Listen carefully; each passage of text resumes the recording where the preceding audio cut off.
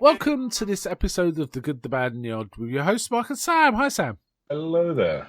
Right, well we're continuing our Disney watch, our second Disney watch. We did Snow White and now we're going to do Pinocchio.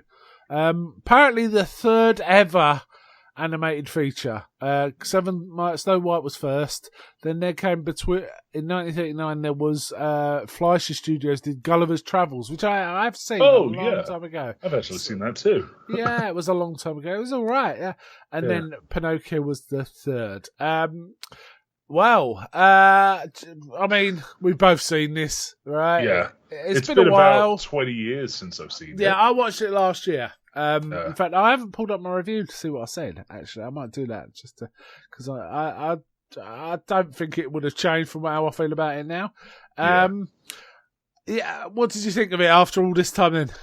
Like, wow, this is a lot darker than I remember it being. It's like everything's a lot more menacing. Indeed. Yeah. I think when you're a child, you probably don't realise that because life is probably quite menacing when you're a small little one, right? So it just feels normal. Yeah. There's a weird obsession in the first half of this film. Sorry to take this on a tangent, with Pinocchio's ass. Like, I guess later on in the film, it also technically a similar thing happens, but it's a strange film. It is a strange film. But indeed. I mean, I blame the book, but one thing I will note about the film is it is bananas. It might be the most bananas of the Disney films, and that includes Alice in Wonderland, right? Yeah. Which did you see at the start? It got a mention. Yeah. The carved statue. No, Jiminy. When Jiminy's sitting on top of the Pinocchio book, when he's singing "When You Wish Upon a Star," behind him there's two more books, one of which is Peter Pan, and the other is Alice in Wonderland. That's amazing. How about that? Yeah. But there's also a bit where they're among some clocks and stuff, and basically he's next to a carved head of a royal, a king, and it looks a lot like the Red Queen. Like the Red Queen, yeah. It looks a lot like the Red Queen. It's a bananas. It's a really bananas film. Did you like it? Was it fun to watch again? Yeah. It's fun, very strange. Yeah. I do enjoy this film. Really put across just how strange this film is if you've not watched it in a long time. Yeah, I think it's one of those, when you're a kid, you watch it, you just accept it's what it is, right? You just accept it. Doesn't particularly feel weird. It's just weird, stuff you're watching. And I think this is one of those films that people tend to swerve when they're teenagers. Yeah, and because it's an old Disney. Yeah, and it's old Disney, right? Yeah, it's 40s. I imagine younger kids and teens and 20-somethings and so on tend to watch the more recent Disney, like your Tarzans and. They're going to be Beauty watching and the Beast Disney and stuff because that's their nostalgia. Yeah, they won't be watching this. So this does hit you when you're a fair bit older than a child. How damn odd it is, and dark, like you say, dark. Yeah. This film was a commercial failure, probably because of the World War II. Yeah, right? World War II was ongoing at the time. Yeah. What I do like the fact that its beginning song, "When You Wish Upon a Star," is probably the Disney song, isn't it? That's kind of interesting. And it did win some. It became the first animated feature to win an Academy Award. Two of them: Best Music. And best music original score, best music original song, for When You Wish Upon a Star, actually. So it did make its money back on its re-release in 1945, which is probably a great time to really, after the war, everyone's going to be happy. And it apparently has 100% rating on Rotten Tomatoes. Really? Interesting. Okay. Yeah. I always feel this is the underrated movie of Disney, one of the underrated ones in Disney's collection, right? Because no one really talks much about this one. It kind of sits in like a sort of middle point where it's like it's not bad enough to really be sort of criticized, but it's not like complete like amazing like most of the well-remembered ones like Lion King. Yeah. The Renaissance stuff is kind of for what I've talked about way more. However, there was a Pinocchio remake a couple of years ago, wasn't there? No one quite liked that, apparently. Oh, I thought it was supposed to be good. I've never seen it. I do mean to watch it sometime, but I've never seen it. Right, okay. But it would at least pique people's interest in maybe going back to this as well, right? Yeah. And the whole concept of it's weird. Also, this film is a massive influence on AI. You know, this Kubrick Spielberg movie, AI. Yeah. There's even a blue fairy, Blue Fairy, right? And it's a I little boy who wants to be human. A lot about it. So. It's quite a good, interesting film, but it's like when you watch it, you think, well, yeah, man, they're channeling Pinocchio. Yeah. But only in intent, not in story necessarily. I mean, the other thing about this film is kind of episodic, isn't it? I mean, it's clearly like 4 parts. Like I'm gonna guess that they did them at like in that sort of order. Where you got like Pinocchio sort of waking up, then we've got the puppet theatre, and then you've got Pleasure Island, and then you got Monstro. Monstro, yeah. I always remember watching this. Watching this, I'm always feeling this feels like the edited highlights of a longer film because there's quite significant jumps in where characters are and with no explanation really of how they get there and things like that, right? There's a lot of that. Anyway, let's. But you generally like this, right? Yeah, generally it's a really good film. Yeah, I think it's really good too. I think it's one of those, as I say, slightly underrated ones that stands up. I felt that the animation was a little more charming. I mean, the Seven Dwarfs is great, right? Snow White and the Seven Dwarfs is great, but there was something about this one. All the characters, there was no real rotoscoping. There might have been a little around Geppetto, but there was quite a lot for Geppetto. But even so, they softened it so it wasn't so obvious. Yeah. The fairy. I do have a story about the Geppetto rotoscoping for later on, but okay. So. The fairy definitely. The fairy was the one that felt a bit more old-fashioned in terms of animation. But I like the whole, all the alarm clocks going off. In fact, as I was watching it, I thought, you know what? Damn, I'd like a cuckoo clock. That's what I was thinking, and all that charming stuff, and Cleo, the goldfish, Cleo the goldfish, and Figaro the cat, the cat, and so on and so forth. There's some fun stuff going on. Anyway, okay, so basically, Jiminy Cricket is like sings his song "When You Wish Upon a Star," and he's in the shop of the toy maker Geppetto, who's created this puppet called Pinocchio. And Geppetto, as he falls asleep, wishes on a star that Pinocchio was a real boy. And then the blue fairy turns up, which is kind of Wizard of Oz as well. And, I mean, it was made the same year as Wizard of Oz. I wonder which came first, actually. I think this one come out first. Wizard came first. Did it? It may have started production after. Yeah, because Wizard was 39. Oh, okay. My mistake was 40. Okay, Given it's animated, this may have started production first. Yeah. Oh, yeah. And anyway, she does bring him to life, but as a puppet. He's still a puppet.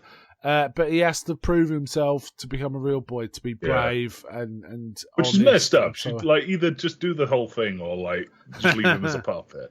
I mean, there's a very strong morality to isn't there? It's a moral story. Yes. But, come on, fairy. Yeah. So, I just got to say, Disney has this thread of horror running through it, right? Yeah. And this film has that thread. Disney is gateway horror stuff for kids, really. Yeah. And there's much the same here. Anyway, he's off to school on his first day of school, but then he gets sidelined completely.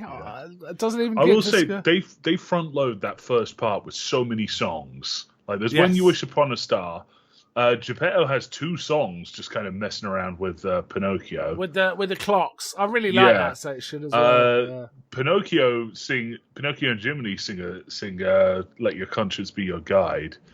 And we get a sort of reprise of When You Wish Upon a Star. Yeah. That's about half an hour though, right? That's half an hour. It does like 5 or 6 songs. Yeah. So like we're averaging a song for every 5 minutes of film.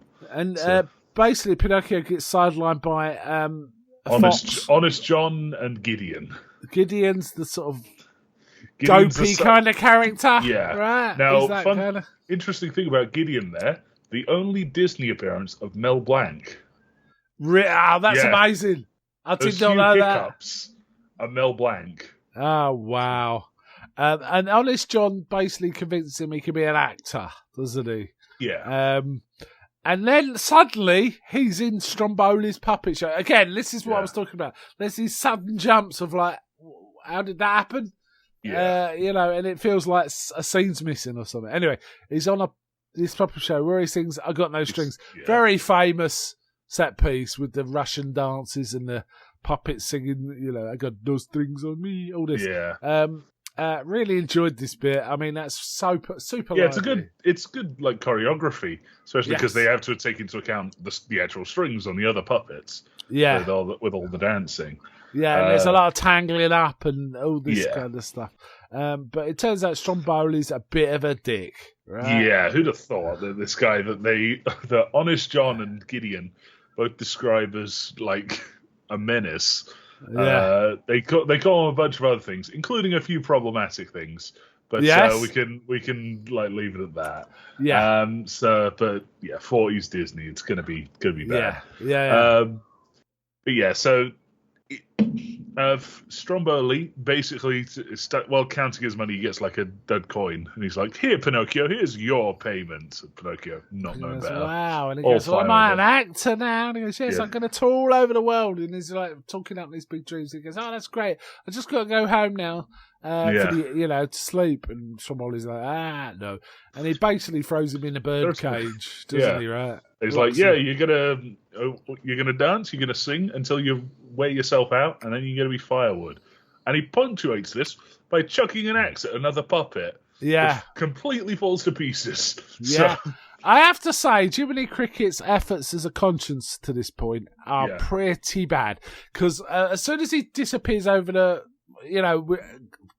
sort of associates with Honest John, Jiminy Cricket's like, oh, okay, sorted. I guess my job's done. It's like, what? Well, to be fair, he does pointedly tell Pinocchio, it's like, okay, this guy's bad. Don't go with him. Go to school. Okay, Jiminy. Like, okay, Jiminy turns his back for 1 second, and Pinocchio's over the hills already. Yeah. Like, oh, come on. But Jiminy's like, I've done my job. Right? It's kind of a bit like that. Anyway, having said that, he kind of starts thinking, I just want to say goodbye, right? And he goes to try and find Pinocchio. And he, of course, finds him in a cage, right? And he's trying to get him out, and the blue fairy appears, and then Pinocchio starts telling, something happened, and like his nose starts growing, right? And the fairy's got this whole like, that's lies unbefitting a real boy. Yes, you're not going to become a real boy this not interacted with any real boys. But he sort of apologises. She puts his nose back to normal. And then lets him go. Lets him go. Really some great animation again. Really fun. So that's the end of that little segment. However, we then see Honest John Gideon and the dodgiest, sketchiest dude you've ever seen. I mean, this is like, where is this going, right? Yeah, because he keeps using euphemisms in the same way that Dracula does. Yeah, it's like, I never drink blood. Yeah, drink wine. I want to take these boys to Pleasure Island. Yeah. Oh man, they never come back as boys. Like, they come back as men. What the fuck are you talking about? 70s TV presenter about this as. Yeah. But it turns out all he's doing is enslaving them, so it's not quite as bad as it could have been. But It's still pretty bad. He's still like, it's like, oh yeah, we take him to Pleasure Island, and Honest John, who sold the guy into slavery, is like, oh god, that's Pleasure Island. I don't want part of this. It's like, no, you'll get money. He's like, okay.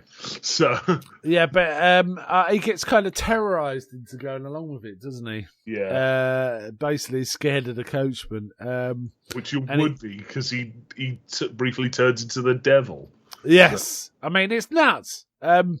Basically, he finds Pinocchio again, befriends him, and says he can take a vacation to Pleasure Island. On the way there, he meets another kid called Lampwick. Lampwick. Who's a proper little...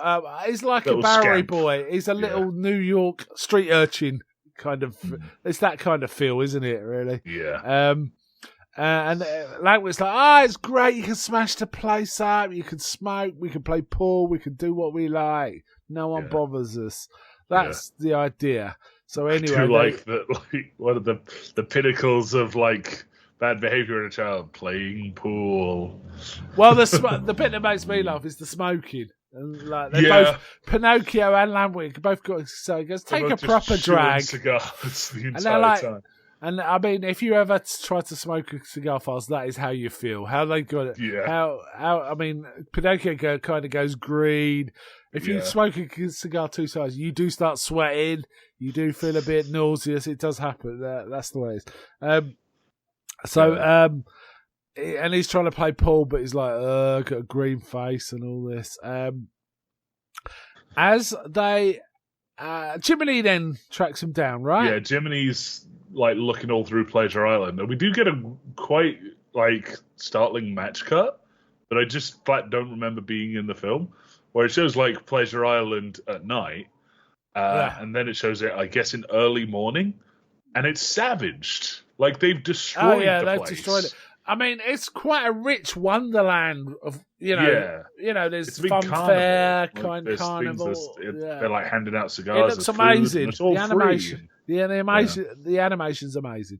But essentially, it's a right state the next morning, and then we find that it's a cursed island. So if they stay till the morning, they start turning into donkeys because they've made jackasses of themselves. Yeah. And then the coachman's sending them off to salt mines and mines to work in mines as donkeys, right? It's quite grim. Pinocchio sees his friend Lampwick turn into a donkey. A great piece of work. Again, horrifying. Yeah. This credit to the voice actor, terrifying. Like, that's really, really unpleasant. Him screaming for his mother as he turns and stops being able to talk. Rough. Pinocchio starts to change. He gets the ears and the tail, but he manages to get off the island before it gets worse. Yeah. Shades of Midsummer Night's Dream there, kind of. Yeah. Did you also notice the giant shadow demons that were that closed the gate? I mean, it was mad. It's hell, isn't it? It's a cursed place, like it said, right? There's this big sort of Disney crossover game called Kingdom Hearts, and the main enemies in it are called Heartless. And these things kind of weirdly look like Heartless. They're kind of just black shapes with like yellow eyes. Yeah. It's whole parts of the Kingdom Hearts lore. They're like creation involved and development in terms because they're from Final Fantasy. Okay. But it looked weirdly like that, and I just sat there thinking, it's like, what the fuck is this a Heartless thing? Never mind. But they get away and they get back to Geppetto's, workshop, and find he's not there. Yeah, again, so that's another part. We're into the fourth and final part, really, aren't we? Yeah. A dove turns up, which is the blue fairy, right? Telling with a letter saying Geppetto's gone sailing to Pleasure Island to find you. Yeah. But he got eaten by Monstro. Monstro, a giant, a vicious sperm whale, basically. Yeah. And is trapped in his belly. Again, we don't see any of this. This is just telling us. Kind of cut to. We see him in the stomach. Yeah, cut to Monstro underwater with, again, very menacing music. Yeah. And Pinocchio and Jiminy Cricket do this kind of fun thing where they go to the sea and basically Pinocchio ties a rock to himself and throws it in the water, and Jiminy Cricket's like, "I'm with you, buddy." and he goes down to. I get the weird image of this child hopping off a cliff with a rock tied to him. And there's shenanigans ensue. For example, Jiminy Cricket's riding around on a seal at one point. Yeah. Like that, right? And again, everywhere marvellous, they go, they're marvellous. like, hey, do you know Monstro? And all the fish run away. The second they hear the name. I'm not surprised. This reminded me a bit of they kind of revisited this kind of thing in Bendels and Broomsticks, didn't they? Yeah. Being on the bottom of the sea, beautiful briny sea, yeah. right? Like you say though, the songs are quite front loaded. Do we get a song after Actor's Life for Me? No, it's music. We get a brief reprise of Actor's Life for Me. Walking off to Pleasure Island. Yeah. But then after that, it's just straight on, like just regular music. But did you know something? I don't even know if it was intentional. The bit when Pinocchio's like wandering around underwater, where he's still like part donkey, the music was kind of like sort of like clopping as it. I didn't notice that. Oh, that's a good touch. Yeah. Essentially, we see Geppetto in the belly. He's in like a boat, isn't he? With Figaro and Cleo. Cleo's still in her bowl. Trying to fish. But then Monstro swallows a load of tuna, doesn't he? And old Geppetto's like, tuna, and gets his fish. They go nuts. Again? Right, this is it. All right, let's just pull this apart, right? This is Italy, right? Set in Italy. With a sperm whale, i.e. the middle of the ocean, not the Mediterranean. And he's eating tuna, which is the Pacific Ocean, I believe. Yeah. I don't think there's tuna in the Atlantic. I could be wrong. So, wow. I mean, okay. It's better than in the book where it's a dogfish, but yeah. Okay. Okay. Okay. Now, it's the bit of rotoscoping on. When Geppetto's fishing, that bit's rotoscoped. Yeah. And the reason I bring it up is because the voice actor for Geppetto was a Nazi. And, great. Yeah. So, so while they were doing the reference to that, apparently he like really pissed everyone off by just constantly like talking good about Hitler and everything. Okay. And so when they were doing the reference, they shook the boat as hard as they could to try and like actually hurt him. Yeah. Just as a way that they could do that. So that's why that looks so visceral. Is because he's actually they're trying to fight him with a boat, essentially. Yeah. So I beat up the Nazi sympathiser with the boat, right? Yeah. Anyway, Pinocchio also kind of gets swallowed, right? And they how do they get monstrous? They start a fire. They set a fire, and he sneezes, and that launches them out first of all. Yeah, and Jiminy had gotten stuck outside, and he was now going in. Monstro. It's like, hey, what's going on? But fortunately, he sneezes again, launching them both out. Yeah. Now, unfortunately, Monstro's pissed off and chasing them, and they're trying to get away. It's very exciting. I really like the animation of the waves when this giant fish was. Or whale, I mean, jumping through large waves after them. It's really cool. It's quite striking. Yeah. It's kind of. I can't remember the name of that Japanese. It's called The Great Wave. It's just struck me. Okay. The like Japanese painting, The Great Wave. It kind of reminded me of that. Yeah, that's a touch of that kind of art style. But yeah, we get Monstro can roar. Yeah. He does that quite a lot, and turns out that's Thurl Ravenscroft, which you'll generally know as the guy who sings "You're a Mean One, Mr. Grinch."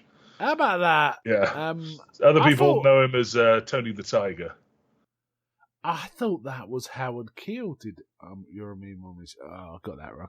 Anyway, okay. So, yes. I mean, Monstro is a bit pissed off because someone's set a fire in his mouth, right? Yeah, understandably, really. Yeah. But they managed to get to shore, but we do see Pinocchio face down in the water, not moving. It's not good. Again, I wonder how many little kiddies cried over that, right? Because Disney does that sort of shit, right? Yeah. Famously does that. And they take him back home, and Geppetto is, super sad. Yeah, well, Pinocchio's laid up in a bed. And the Blue Fairy just brings him back as a real boy. Yeah, because he's proved himself brave, truthful, and unselfish. And he becomes a real boy and comes back to life. Jiminy, real boy Pinocchio looks weird. Like, it looks weird. It does look a bit different, yeah. Jiminy thanks the Blue Fairy as she leaves, and she grants him a big gold, sheriff's badge, saying he's a 24-carat conscience, right? That's what he is. And then it just ends. I thought this was a lot of fun, this film. Yeah. It's such an odd film. Yeah, it's really strange. Yeah. But I really like it. And the thing is, it's short, right? And the episodic, you can almost watch this in 4 parts. There'd be no reason. Just watch the 4 different parts over a few days. Yes, it's only an hour and 20 minutes. Yeah. With quite a lengthy credit sequence at the start. Yeah, I think the longest part's the first, where he first gets animated, right? That's quite a long section, but it's quite charming. And it's got all the songs. Yeah. And I really like, I'll say it again, I really like the bit when they're singing with all the clocks chiming. Yeah. And you're seeing all the little animations on the clocks. It's really cool. There are a lot of very funny jokes as well. Like Jiminy Cricket pretending to be part of one of the dioramas. But there's also there's the whole sequence where all the clocks are chiming. It goes through all their alarms, and Geppetto just goes, "Man, I wonder what time it is." Yeah. Yes, that was a good joke. Good joke. Yes. It was. This was a lot of fun. Oh, it says here, Gideon the Cat, as you said, was voiced by Mel Brant, but he did eventually work for Disney again. Who Framed Roger Rabbit? Oh, yeah. Oh, no, he was going to, but then they decided his character was going to be mute. What? Yeah. So wow. His hiccuping is the only thing that actually makes it. Wow. Wow. Okay. It was a lot of fun. I saw a lot of later films in it, like we've already mentioned Alice in Wonderland, but I feel like it was setting a lot up. I feel like Dumbo, Stromboli's thing, Dumbo lifts a lot, it's kind of got a similar feel, hasn't it? Things like that. I really like this one. Yeah. It's such an interesting choice. I wonder what you'd have thought they'd have stuck with fairy tales, wouldn't you? It's the Snow White. It feels... Now, again, this is from stuff I've read on the internet, so it may be completely wrong. But apparently, Walt Disney had a habit of trying to find books for his kids, and just going into random bookshops and just grabbing one that looked appropriate. Yeah, I mean, loads of films. So that's how we ended up with Pinocchio. Odd. That's how we ended up with Dumbo, because that's a book as well. Yeah, and 101 Dalmatians is the same kind of deal. Yeah, so a lot of them probably are the Jungle Book, because he'd be looking for storybooks for his kids. Yeah. Just find one that seemed right. So I wonder if Bambi was a storybook. Probably was. Yeah, it was. Okay. So I think they wanted to do Bambi first, but they couldn't quite get the animation how they wanted, so they kind of decided to veer to Pinocchio first. Well, it's interesting. They were quite ambitious, wasn't they? I mean, Pinocchio, Fantasia, Bambi. These are ambitious. Fantasia, not just for a film perspective, but they also made all cinemas surround sound for it. Essentially. Wow. This is I don't know if I've got much more to say about this film other than it's very charming. It's a charming film. It's not as slick as some of the films that came maybe a decade later. Like compare it to say Peter Pan. Peter Pan feels a lot slicker to me, but it's got a real charm, and I think there's certain sections of it where it's really fun. And Pinocchio's very striking character. He's got a look. You know exactly how Pinocchio looks, don't you? I think that kind of influenced a lot of how people draw Pinocchio. Because if you look at every sort of other adaptation, they're really trying to make him look less human. Because if you make him look somewhat human, he just ends up looking like this. So if you look at the Guillermo del Toro one, he's kind of just a dryad. If you look at some of the others, he is very distinctly wood and not flesh-coloured. So Yeah. Like a lot of Disney films, this also would be entertaining for people of all ages, I think. I could certainly feel that a lot of people went to see this, kids or not, right? Yeah. I did enjoy this, and it was released. It looks like quite frequently. It was re-released on 45, right, after the war. Yeah, after the war. 54, 62, 71, 78, 84, and 92. And after that, they kind of said... And Disney kind of had the same pattern of release for their videos. When this was released on video, it was a limited run, and they told everyone it won't be out. Oh. Yeah, it won't be out for 70. So you either bought it then or you didn't have it, right? So, so there was a lot of that. It looked really good. I watched this on Disney Plus, and I'm guessing you did too. Looked really good. Played really well. I'm just surprised how clear all the audio was. Yeah. The audio was really nice as well. Yes, you're right. Because that can sometimes go a bit iffy, can't it? Yeah, it can go a bit mental. Terry Gilliam rated this as one of the 10 best animated films of all time, which doesn't surprise me. Gilliam's sensibilities, like with Brazil and Python and stuff, does feel quite like Pinocchio. So I can kind of see why he'd be a fan of this film. And Jiminy Cricket did turn up in other stuff as well, because he was like a big favourite of people. He's kind of a mascot. Yeah, and they kind of used that trope again in Dumbo, didn't they? With what's his name? The mouse, Timothy Mouse. Yeah, Timothy Mouse. Timothy Mouse. Yeah, so there is this. Okay, and I think the Blue Fairy sometimes turns up in stuff too. Yeah, certainly in AI. It turned up in that. So yes. Oh God, I've just seen a picture of Jiminy from the live action version. Ugh, that's vile. That's just unpleasant. Yeah. So. Okay. I might try that film because Zemeckis made it, didn't he? And he can make a solid film now and again. He did he wasn't even behind the Scrooge one with Jim Carrey. That was one of his. Okay, let's wind up there. So. I think the next Disney is Fantasia. I could be wrong. I don't know. I'm just having a quick look. It's Fantasia, then Dumbo. Yeah, and again, so Fantasia is going to be an episodic one by its very nature. So that'd be cool. Dumbo's pretty short and. Dumbo's like just over an hour. Yeah, and I think that also is counting the short that's on the back end of it. It's fairly punchy, is Dumbo. So I kind of say that. But our next visit will be Fantasia, which I think is 2 hours, if I remember rightly. It's quite a long film, but good one. Okay, should we rate this? What would you rate this one? Yeah, I'd put this as an easy 8. Yeah, 8 for me too. Yeah, 8 out of 10. Very solid, charming film. It's bananas, right? Think about it. Growing nose, turning into donkeys, giant whales. Oh, whales. They're not that giant. The nose doesn't even come up again. Like, it's such a brief thing. But again, everyone talks about Pinocchio and he's telling lies in his nose. There's jokes about it also. All the other adaptions do something with it. Like, it becomes like a thing that they can use to get out of Monstro or the Dogfish. Okay. Adaptation, or like... there's some sort of application that they end up using it for, but no, it's one bit and then that's that. So it is interesting. It's one of them films that the younger you are as a kid, the more you're just okay with it, right? Yeah, and it just rolls past. I bet like 9-year-olds are like, "What the fuck is happening here?" Well, not that, but you know what I mean. Whereas if you're like 6, it's like, "Oh yeah." Okay.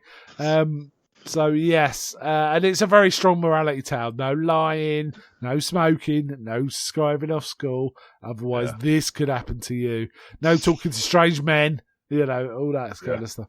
But yeah, really cool. Okay, let's wind up there. Any final thoughts, or should we just? No, that's kind of covered everything. Yeah, just my final thoughts are: take it easy when you're smoking cigars. Right? Yeah. Don't do a Pinocchio. All right, just don't smoke cigars. Yeah, all that if you like. So. All right. So bye from me. Bye.